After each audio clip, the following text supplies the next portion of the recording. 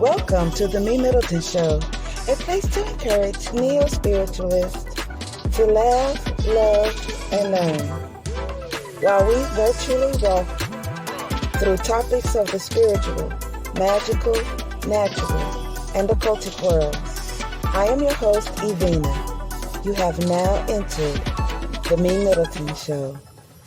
Thank you for tuning in to the MeMyddleton Show as we get straight into episode 10, When Witches Attack. So let's get straight to it. Living in everyday life, you probably have experienced bullies, confrontational people, people with vivid imaginations, shit starters, tyrants, and privileged slave drivers. It's something in their spiritual or personal programming that makes these disagreeable beings behave so unusual. As you're minding your own business, these people will create reasons why to come for you. They will, quote unquote, create their own account, initiating misery to innocent people. What is meant by create their own account? Well, it's basically creating their karma. Whether if it's instant karma, where you get repaid for your terrible actions in the very near future, or a beta karma, where the quote-unquote get back isn't instantaneous like instant karma, but it exacts itself in a particular point in your life and balances out where you fucked up at. Or a more dangerous karma that no one sees in the current lifetime, not even the initiator, but it comes all up in your next lifetime. I mean, the get back is basically from birth to death, where you live a pretty fucked up life while you thought you got away scot-free without paying any penance for your atrocities in your previous life. The fucked up part about this is you won't even remember what you did. All that accumulated bullshit you exercised comes paying you back in full while you feeling like an innocent victim due to your amnesia. This kind of karma is called phantom karma, and that right there ain't what you want. While these agitators create short and long debt in their accounts, innocent people are suffering from them.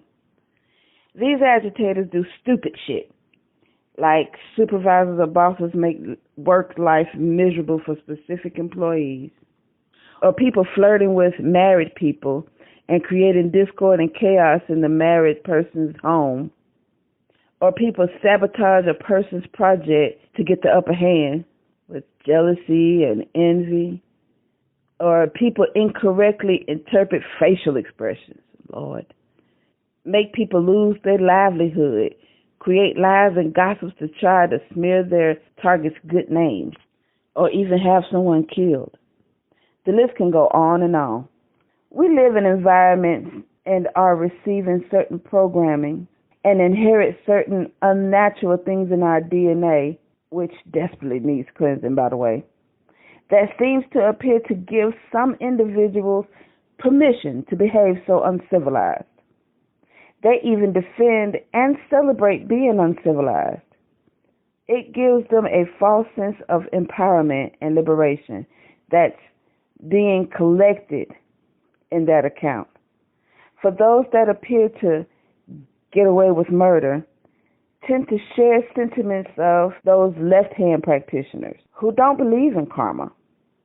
I guess some folks can't believe in something they haven't personally experienced while people around them get in the get-backs. Like how certain groups of people claim that racism doesn't exist in this country and have never experienced racial discrimination, even though it's constantly, blatantly illustrated daily. And guess what? These are not only behaviors of non-practitioners. There are many people in various magical paths that behave like this. For these folks, they've created spiritual philosophies to back and even gives permission to be magically uncivilized. Like, do you hear how that sounds? Does that even sound right to you? Ever heard of the saying, with great power comes great responsibility? That's from Peter Parker's uncle, Ben. Even though the saying is from a fictional character, Uncle Ben was given a superhero with super abilities, an important lesson. Magical practitioners have abilities the general public don't consciously practice. Thus, we are supposed to be held at a higher standard. Check this out. The word Delima, right? Delima is an esoteric and occultic social and spiritual philosophy and religious movement developed in the early 1900s by famed occultist and ceremonial magician Aleister Crowley. Delima means to will, wish, want, or purpose. One statement that I want to point out distilled the practice and ethics of Delima that also got these wannabe lefties going buck wild. Have you ever heard this statement that says, "Do what thou wilt shall be the whole of the law"? Some of you may have guessed, or even believe yourself, that this statement seemingly gives permission to just go buck wild and do whatever in the world without worry of consequences. So you got self-appointed witches that don't like someone on some frivolous bullshit, casting baneful magic against them. And the innocent is laying up in the hospital completely oblivious to what just happened, while the caster in her crooked corner telling out that they won't do that again. Lord, if that ain't some of the most childish lines of thought, how will the target even know what you think they did wrong to not do it again? Did you talk to them about it like an adult would about your grievances? Is what you did to them even worth it? I remember in one of these Facebook magical groups I was in, reading a post about how one of the members of that group was upset with a coworker. The member performed, I can't remember if it was either a bleach or an ammonia jar spell. I can't remember which one. But they did one of these jar spells against her coworker. That girl ended up losing her livelihood, losing her mate, and even lost her unborn baby. I think she lost a little more than that, but I can't remember. When this girl in the group boastfully announced the results of her baneful attack, there were a lot of people that had a lot to say about that, who were in shock at not only what happened to the innocent unborn baby, but the attacker's response to her results. She clocked the death of the enemy's unborn baby as, quote unquote, a casualty of war. Not only was she not very responsible with her powers and not give a fuck about her standards, she increased her account greatly. I say increased because I'm sure that wasn't her first irresponsible, baneful rodeo. She may or may not have received her karma for that yet. I don't know. The whole energy of that group began to transform undesirably a bit before she even made that post. She added to the negative changes. So I left, honey. I couldn't deal. Cause and effect is a universal and cosmic law. What happens above, so below. Whatever you dig out, whatever you give out, you get back. If you on that phantom get back, you're going to get all that back for the entire next life. So if she don't get the get back in this life, and she wakes up in the next life with one ass cheek, 3 toes, a cleft hand, and can't see colors while drooling in a wheelchair and an inoperable penis, she gonna think that this is so unfair. God hates her. him, and wondering what he did to receive this punishment, while the ancestors say, bet they won't do that again. Yet he can't remember what he did, unless he eventually gravitates towards magic and spirituality again and get a past life reading or look at a South Node. I hope it was worth it. Ladies and gentlemen, let me set this thing straight. The phrase, do what thou wilt, will be the whole of the law, does not mean to do whatever the fuck you want without consequences. That's not what that means. It means that every individual has a true will to be distinguished from the ordinary wants and desires of the ego. All that what she did was the desires of her ego. And it's supposed to be distinguished from the ordinary wants and desires from the ego, the true will. The true will is essentially one's calling or purpose in life. Self-actualization by one's own efforts without the aid of God or other divine authority.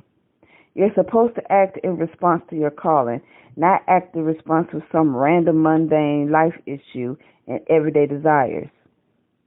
This is one way of upholding yourself to a higher standard in a magical life, even on the left-hand side. Let me also tell you this. All that magical temper tantrum and thinking the attacker is going to secretly get at their target with some snazzy bangs or spell, it better think a bit about that first. Okay? Here's the other side to that. The attacker will be hopping around talking about ribbit, fucking with the right one. Okay? Because just because they learned a couple of tricks does not mean that they got the upper hand. They don't know what their target is on. Their target could be a 20-year magical vet with protection amulets and charms on them. The attacker's shit gets sent right back to them. Come on, Reddit. Or the next level, they don't know what powerful spirit walks with the target. The attacker might throw an ammonia jar spell at the target, and the attacker gets their ass severely kicked up and down the street. There exists spirits so powerful that if the attacker even thinks about plotting to attack their target, the attacker won't make it home. You won't be able to look those types of spirits up in a book or YouTube or Wikipedia and summon them to work for you. Nay. You have to show yourself approved to go through stuff to be granted permission of that caliber. Living in this Western capitalistic society got the vast majority of us extremely faded. We are clocking immature, ego-appeasing actions as natural. We're so far separated from what's natural that we truly believe that these childish behaviors are appropriate. I don't think I know how to express the imperativeness of carrying yourself to a higher standard, being responsible with ourselves and controlling our temperament. We got to control our temperament in these magical lifestyles. I don't think I know how to express the imperativeness of carrying yourself to a higher standard, being responsible with ourselves and controlling our temperament in this magical lifestyle. The effect on us due to our irresponsible actions is far beyond anything we could think to throw at somebody, whether it's an immediate get back, a phantom get back, or an extremely powerful protection. Family will be looking at the attacker in their casket talking about that they won't do that again. Did you enjoy? Ooh, I hope you did. Did you learn anything? I hope you gained a great wealth of information. Did this episode leave you with questions? I hope you got plenty of those too. Send your questions to MeMyddleton@gmail.com. You never know. Your question just might be the next topic on the MeMyddleton Show.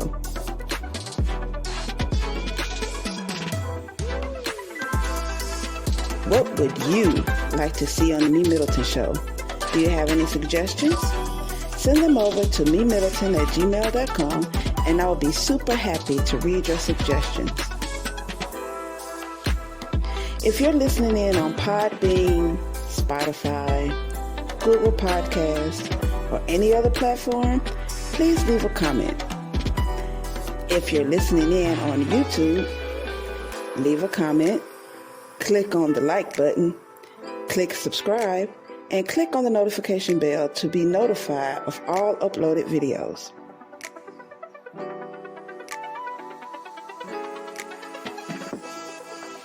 Check out my website at www.helpbyevena.com. That's HELPBYEVENAH.com. View merchandise, get a consultation, and listen to all episodes of the MeMyddleton Show. And remember, proper prior planning practically promotes persistent productivity and proud, pristine performances. Now, go practice your craft and perform. Until next time.